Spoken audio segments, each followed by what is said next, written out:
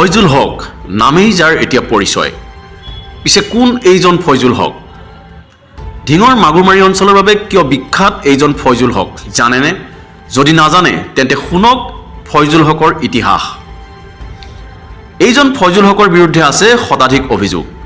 কি দুৰ্নীতি, কি অনিয়ম, কি জালিয়াতি কিংবা অসামাজিক কাৰ্যকলাপ সকলোতে সাঙুৰ খাই আছে এইজন ফয়জুল হকৰ নাম।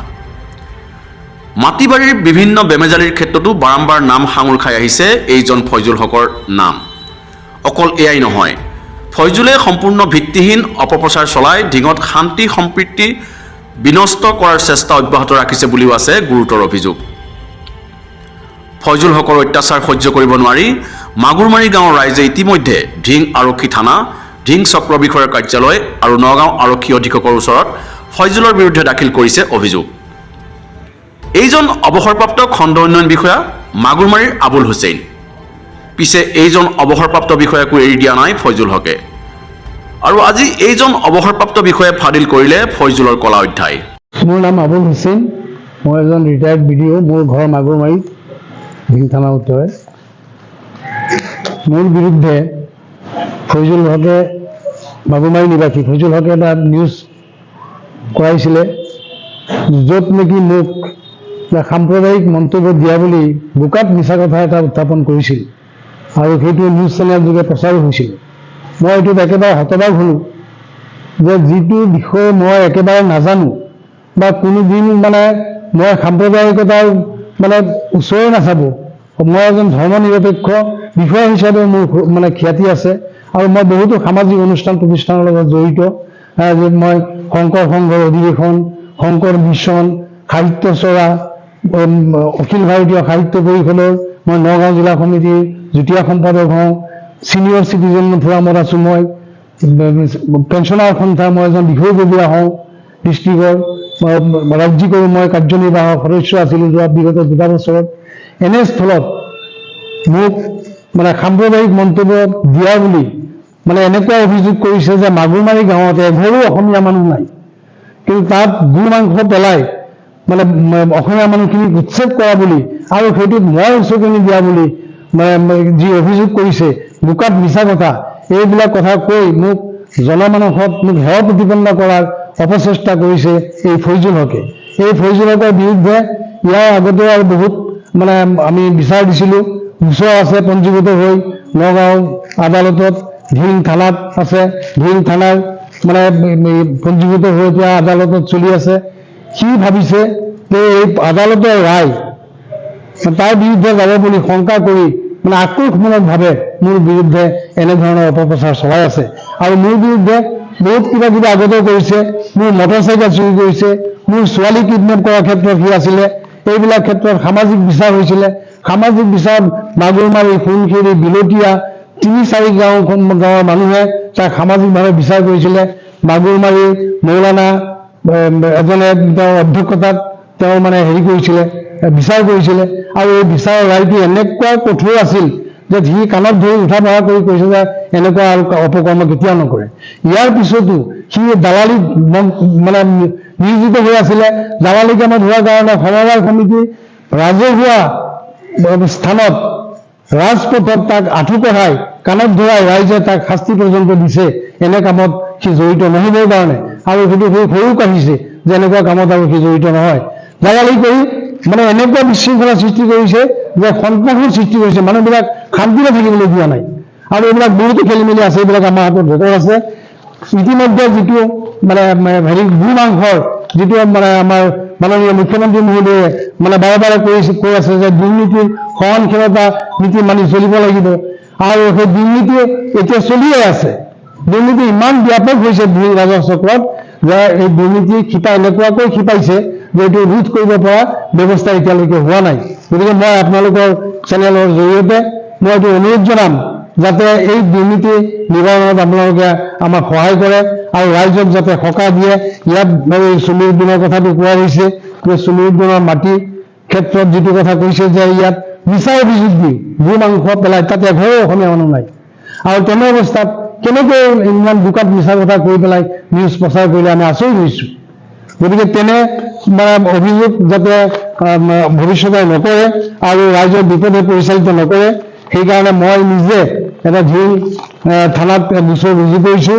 ঝিল থানাত মই দিছোঁ যে এনেকুৱা অপপ্ৰচাৰ চলাইছে, বোকাত মিছা কথা কৈছে, এইবিলাকৰ পৰা বিৰত থাকিবৰ কাৰণে ইয়াক শাস্তিমূলক ব্যৱস্থা ল'বৰ কাৰণে মই থানাৰ কৰ্তৃপক্ষক মই অনুৰোধ জনাইছোঁ।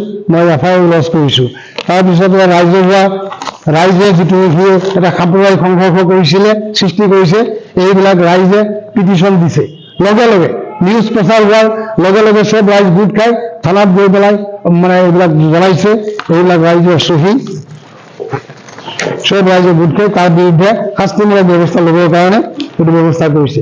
আৰু আমাৰ মাগুৰমাৰী গাঁৱত ইমান ধুনীয়াকৈ শান্তি সম্প্ৰীতি অতি পাছতো নিদৰ্শন আছে অসমৰ ভিতৰত। আমাৰ ঝিল মহাবিদ্যালয়ৰ লক্ষী মহন্ত ছাৰৰ কথা কৈছোঁ। মহন্ত ছাৰৰ পৰিয়ালে ইয়াত আমাৰ গাঁৱত মাটি আছিলে, তাত আব্দুল শ্বেখ বুলি এজন মানুহে খেতি বাতি কৰিছিলে। ছাৰহঁতৰ পৰিয়ালৰ মাটি, বহুত মাটি আছিলে। এনেকুৱা নিদৰ্শন অসমত নাই যে আজিৰ যুগত সেই আব্দুল শ্বেখক 1 বিঘা মাটি দান কৰি থৈ গৈছে লিখিতভাৱে। আৰু সেই তেনেকুৱা সম্প্ৰীতি আমাৰ মাজত অটুট আছিলে। আৰু 97 শান্তি সম্প্ৰীতি বিঘ্নিত কৰিবলৈ এই ফৈজুলকে উঠিবলৈ লাগিছে। তাৰ বিৰুদ্ধে আৰু বহুত অভিযোগ আছে, কিমান কম, বহুত আছে অভিযোগ, যিটো কাৰণে এই হাৰাশাস্তি মানুহক কৰিছে। এইবিলাক হাৰাশাস্তিৰ পৰা ৰেহাই পাবৰ কাৰণে মানুহে ৰাইজে থানাত এজাহাৰ দিছে, চাৰ্কল অফিচত দিছে, আনকি SP অফিচত দিছে, কিন্তু সি ওপৰত কেনেকৈ মেনেজ কৰে নাজানো। সেইবিলাক একো শাস্তিমূলক ব্যৱস্থা আমি দৃষ্টান্তমূলক শাস্তি আমি দেখা নাই। আমি মাটি কিনিব পইচা যা যোগাৰ কৰিছে, সেইটো আকৌ অবজেকশ্যন, তাৰ মাটিৰ নামেই নাই, সেইটো অবজেকশ্যন দি পেলাই বন্ধ কৰি দিছে। এইটো আমি চাৰ্কল অফিচত এইটো তদন্ত কৰি ব্যৱস্থা ল'বৰ কাৰণে দিছোঁ আমি। এইটো ফৈজুল হক আৰু তাৰ বাপেকে নবীন হুছেইন অবজেকশ্যন দি থৈছে। আৰু বিশেষকৈ এটা কাম কৰি আছে যে এতিয়া চৰকাৰে কৈছে যে ককায়েক ভায়েক ভনীয়েকৰ সমান সম্পত্তিৰ ভাগ পাব লাগে। সেই উচিলা লৈ পেলাই সি কৈছে কি, যিবিলাক মানুহে ভাই ভনী ককাই ভাই শান্তি সম্প্ৰীতি আছে, সেইবিলাক গৈ উচবাই থাকে যে তোমাৰ সম্পত্তি মই লৈ দিম নহয়, তোমাৰ সম্পত্তি তুমি আহা। তেওঁলোকে উচবাই নি পেলাই ভাই ভনী ককাই ভাইৰ ভিতৰত সি বিশৃংখলা সৃষ্টি কৰিছে। সেইটো উদাহৰণ আছে আমাৰ গাঁৱত, কেইবাজনো আছে তেনেকুৱা কি কৰিছে, কৰি পেলাই ককাই ভাইৰ ভিতৰত সি এইবিলাক খেলিমেলি সৃষ্টি কৰিছে। আৰু কি কৰে, ৱাইফৰ তেওঁলোকে নামজাৰি কৰাই দি সি কিনি লয়। সি কিনি লৈ পেলাই পিছত কি কৰে, সি দখল মই কৰিম, সেইবিলাকক আকৌ মাটি মালিকৰ লগত দি সংঘাত। এনেকুৱা সংঘাত বহুতৰ লগত হৈছে, বহুত উদাহৰণ আছে এইটো চাৰ্কল অফিচত। আৰু তাৰ যদি তাৰ বেগটো আপোনালোকে চেক কৰে, এটা বেগ লৈ সদায় ঘূৰি ফুৰে, যদি আপোনালোকে তাত চেক কৰে তাৰ বেগত মাগুৰমাৰী, সোণখেৰি, বিলতীয়া গাঁৱৰ যিমান মাটিৰ ৰেকৰ্ড আছে চব তাৰ পকেটত পাব, চব পাব। কিন্তু মই এটা আপোনালোকক কৈছোঁ, এতিয়া যদি কোনোবা যদি চেক কৰে চব মাটি ৰেকৰ্ড পাব। এইবিলাক ৰেকৰ্ড পাতি লৈ সি ক'ত ক'ত যাব পাৰি, এইবিলাক সি চুপাই ফুৰে মানুহক। আৰু তেনেকুৱা তেওঁ ধান্দাবাজি কৰি তেওঁ কোনো কাম নাই, তাৰ অকল দিনে নিশাই এটাই কাম, কাৰ লগত কি লগাব পাৰি সেইটো ধান্দাত থাকে। আৰু ইমান শান্তি থকা মাগুৰমাৰী গাঁৱত এটা ৰেকৰ্ড আছে। মাগুৰমাৰী গাঁৱত এজাৰো ধাৰাত নাছিলে, সেই ক্ষেত্ৰত এতিয়া মাগুৰমাৰী সোণখেৰি গাঁৱত বিলতীয়াত এতিয়া অৰাজকৰ সৃষ্টি কৰিছে এই ফৈজুল হকে। আৰু ফৈজুল হকৰ এই যদি ব্যৱস্থা নহয়, তেতিয়াহ'লে মানুহ আৰু শান্তিত থাকিব নোৱাৰিব। ৰাইজ অতিষ্ঠ হৈ এতিয়া আৰক্ষীৰ কাষ চাপিছে, যদিও আৰক্ষীয়ে এতিয়ালৈকে ব্যৱস্থা গ্ৰহণ কৰা নাই। আমি আপোনালোকৰ চেনেলৰ জৰিয়তে ইয়াক নিৰাময় কৰিবৰ কাৰণে মই আহ্বান জনাইছোঁ, যাতে চৰকাৰৰ দৃষ্টিগোচৰ হয় আৰু ইয়াৰ অতি সোনকালে ইয়াৰ ব্যৱস্থা কৰি শান্তি সম্প্ৰীতি মানুহখিনি থাকিবৰ কাৰণে ব্যৱস্থা কৰে। আৰু বিশেষকৈ আমাৰ আজিৰ সমাজত আপোনালোকে দেখা পাইছে যে 97 যি শান্তি সম্প্ৰীতি অসমীয়া আমাৰ মুছলিম মানুহখিনি যেনেকৈ আছে, এই শান্তি সম্প্ৰীতি যাতে অটুট থাকে, মই তাৰে আহ্বান জনাইছোঁ, যাতে সকলোৱে শান্তিৰে বসবাস কৰি থাকক, আমি সকলোৱে ককাই ভাই মিলি থাকিব পাৰোঁ। ইতিমধ্যে সি আৰু এটা ঘটনা কৰিছে, জুই জ্বলন কৰি মোৰ মাটিৰ সীমা ভাঙি সি তাৰ মাটিৰ লগত একাকাৰ কৰি পেলাই বেদখল কৰি পেলাই বেদখল কৰিব চেষ্টা কৰিছে। এইটো মই ঝিল থানাত দিছোঁ, এইটো গোচৰ চলি আছে। আৰু এইটো ফটোসহ মই ঝিল থানাতো দিছোঁ, সেইটো গোচৰ চলি আছে। জোৰ জবৰদস্তি সীমা ভাঙি, মই সীমা বেৰ দিয়া আছে, কাটা তাঁৰৰ বেৰ, পকা ৱাল দিয়া আছে, সেইবিলাক ভাঙি সি মোৰ মাটি বেদখল কৰিব বিচাৰিছে। এইবিলাক পৰ্যন্ত কৰিছে। সি গাঁৱৰ যুৱক, তাৰমানে সি এনেকুৱা কৰি আছে এতিয়ালৈকে তাক কোনো দমন কৰিব পৰা নাই কাৰণে সি আৰু বেছি বাঢ়ি গৈছে। মানে মানুহৰ ওপৰত ইমান অত্যাচাৰ কৰি আছে যে মানুহে এতিয়ালৈকে তাক দমন কৰিব নোৱাৰিলে তাৰ অত্যাচাৰ আৰু বাঢ়ি যাব আৰু কোনো শান্তিত থাকিব নোৱাৰে। News desk ND 365